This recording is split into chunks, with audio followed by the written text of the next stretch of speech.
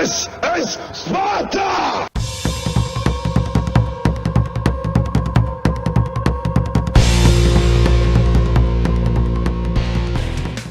Hello everybody and welcome back to World of Tanks. My name is Spartan Elite 43 and tonight we are on Heilbronn for a Sunday morning special and none other than the Battle Axe, the FV-215B-183 aka the Death Star. Now I'm also joined by Marine Sniper, who I hadn't played with in forever. It's nice playing with guys that you haven't seen for a long time. And of course a Flying Swive. You guys may remember him. He's the guy that took a round for me in the Arty not too long ago. So, always welcome. Now, up to this point, we hadn't been having much fun because we were playing little tanks. You'll see a video later this week of a tank that I already completely not like.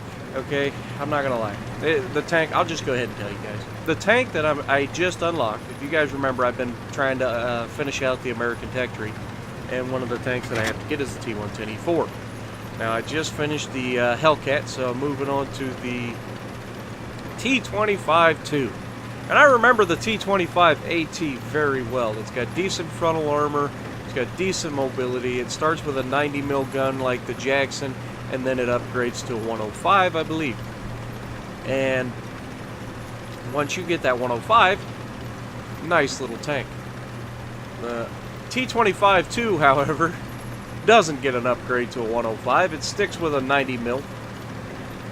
It's got, decent mobility, a very slow rotating turret, no armor to speak of, and probably the worst accurate long barrel 90mm I've ever seen. Supposed to be, fairly accurate. It's like I said, it's a long barrel 90mm that has a .36 gun dispersion value at 100 meters. Now what that doesn't tell you is just how inaccurate that tank really is, because it is pretty inaccurate for a 90mm. And the standard rounds are very, very slow. They only do about 900 meters per second. I think it's meters per second. Could be something else, but either way. 900 is the velocity or so, and then if you shoot the APCR, which is almost a necessity, it goes up to 1200, so then it's mandatory. But it's definitely the epitome of a sniper tank. It must play at long distance. Now here, we're finally in town. Look at this E5. Oh, hello, a second E5. Put it right into his bottom plate, and it doesn't pin. 500. That hit his bottom plate. Like, that Hesh round should have absolutely nuked that E5 right there. But it's okay. It does happen occasionally. We will fire on him again. Alright, so what do we got? T-32 and T-110E5 shot out. That one goes a little bit high, and we hit him for 700 that time. Instead of 500 on his bottom plate, we hit his top plate for 700. Okay, that's a little weird, but, either way, a hit's a hit. We're damaging him with every shot, so I shouldn't complain. It's not a massive amount of damage, but it is decent. Now, this ST-1 comes up out of nowhere, ends up flanking, or not quite flanking us. He just kind of got into a decent position, and now I'm really wanting to hit him as soon as he comes around. But there we go. And shot out. Hit his turret, 598. Now, you're not going to get very many penetrations with the Death Star when you're shooting at the turrets of enemies. But by God, if you do. If you pin the turret of a tank in the Death Star, it's generally game over. I haven't taken any damage because I'm in a very strong position for a Death Star. It allows me to hide when I need to reload and then pull out and get some damage. I apologize, I am yawning non-stop right now. Okay. So, T-110E5's coming back out for a little bit more fun, and shot out. Oh, we jerked it. That was me. That was all me. But, again, a good position for a Death Star. Very hard to hit me in this situation. And I'm still trying to get used to the new physics. You see me accidentally. I'm not used to being able to climb that stuff. But I'm trying to just, pull up against it. limit the amount of damage they could potentially do to me. And now they are completely distracted and forget about me, so why not pull out? Oh, hello M103. Oh, he bounced. He clutched it. He's got a brown moment. What does everybody do in a brown moment? Go broadside on in front of the Death Star. That's... I mean, come on. You can't fault me for that, guy. I see you judging me. Your eyes are like, oh, there we go. 1,853 damage, guys. That was definitely a paddling. Now, oh, hello E5.